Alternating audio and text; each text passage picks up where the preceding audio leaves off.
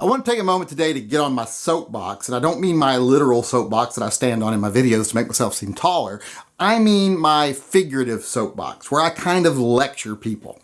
I know no one loves to be lectured, but I kind of like to do it, so I'm going to do it. I want to talk about some people that responded to a video I made yesterday called Trannies Packing Heat, where I talked about whether transgender people should buy firearms or not. Well, a lot of people that are supposedly pro-gun and pro-freedom came in there and went, transsexuals, people with gender dysphoria shouldn't be allowed to buy guns, or transgender people shouldn't be allowed to buy guns because they have a mental illness. Well, for one, it's not a mental illness.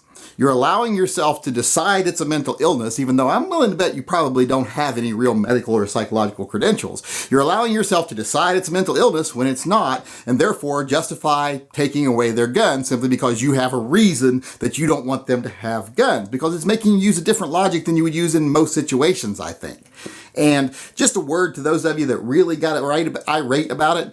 If you're really ranting about people that are transgender or, have gender dysphoria, I'm going to have to say that I'm pretty much going to assume you're wearing a pair of lace panties under your overalls or your khakis, because there's no reason for you to get that upset about it. So I really think you must be protesting too much, for those of you that really get offended by the whole idea. So, just keep your hatefulness to yourself. But like I said, you're allowing yourself to say, this is an illness, they shouldn't have it because they have a mental illness. Well, like I say, it's not a mental illness. It's a mental disorder. And there's lots of things that have been considered mental disorders, either now or in the past, or even mental illnesses now or in the past. Simple things like being left-handed, being claustrophobic, agoraphobic, stuttering, paranoia. There's lots of things that are now or have been in the past considered a mental illness or a mental disorder. That doesn't justify taking away someone's gun rights if they have those things. If you think someone should have their gun rights taken away just because they have a mental disorder, and I'm not trying to offend anybody out there that's transgender by saying it's a mental disorder. That's not a judgment, that's just a diagnosis. There is a disconnect between your psychological and your physiological being. That's a disorder. And you can deal with it however you want. I don't want any part in it. Like I say, it's not my business. So no judgment. I've done some pretty questionable things in my life, so I don't want to pass any judgment on anybody for anything in case, some videotapes from my past pop up sometime. I might need someone to look the other way from me too. So just saying they have a mental disorder, and there's lots of things that are considered mental disorders. And if you use your same logic, the same logic you're using by saying just because they have that disorder, even if you want to call it an illness, that they shouldn't own a gun, well then anyone else can use that same logic to justify taking guns away from other people for other things. And you might say, well, you're using a slippery slope argument. This is not a slippery slope argument. This is just using the exact same logical basis that you use to come to your conclusion that they shouldn't have guns for other things. So it's not a slippery slope. You don't have to go down that slope at all. You can stay in the same point of judgment and make that decision for other things. Because by saying that, well, they can't have it because they have a mental disorder. Well, you're saying that because they have that mental disorder, that means they're more likely to do something violent. Well, that's really not true with transgender people. But if you're going to say that, well, then you have to say, okay, well, let's look at the other things. If there's other factors that could make you more likely to be violent, then you can't have a gun either. If they're equally as likely to commit violence because you fall into one of these categories, just like if you fall into gender dysphoria. So let's say if you are, poor people commit a disproportionate number of crimes. So poor people couldn't have guns. When you go into a gun shop, they'd have to, see bank statements before they would sell you a gun.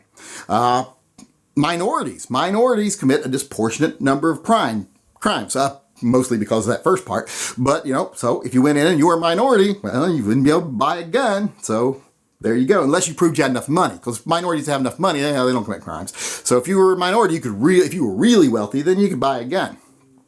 Another thing, lower middle class white guys commit a lot of the big crimes in this country, like blowing up government buildings or, bombing abortion clinics or burning down abortion clinics. That's usually done by middle class white guys, either on the right or the left, whichever side you want to see them on.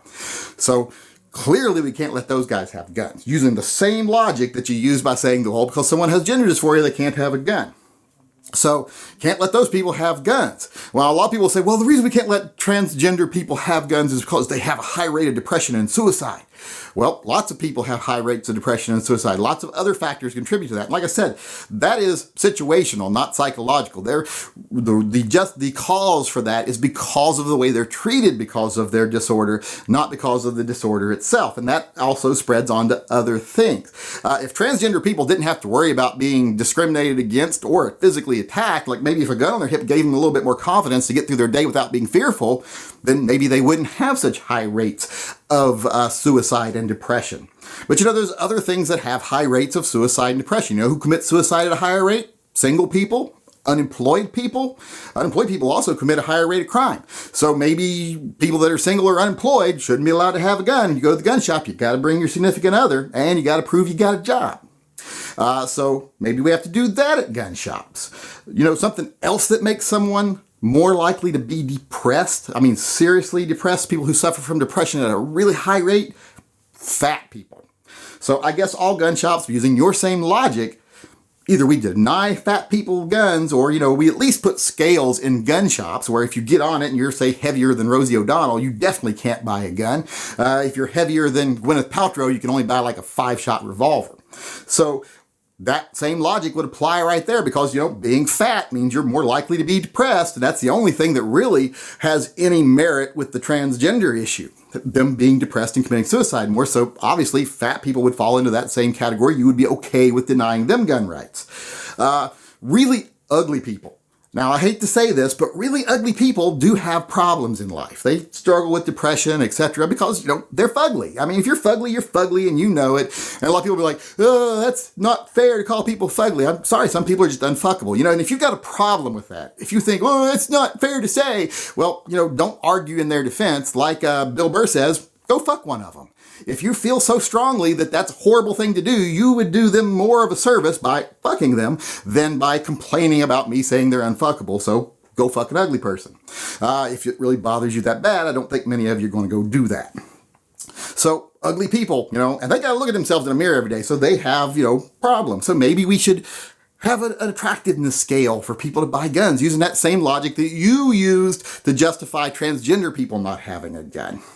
And one last group of people I can think of that get discriminated against a lot, or, really have issues with self-loathing or self-worth, maybe even depression or anger, guys with tiny peckers. If you've got a tiny pecker, you're made fun of all the time. I'm talking from like kindergarten through your life. I'm not saying this from experience or anything. I don't get the wrong idea there. Unless those tapes show up, then.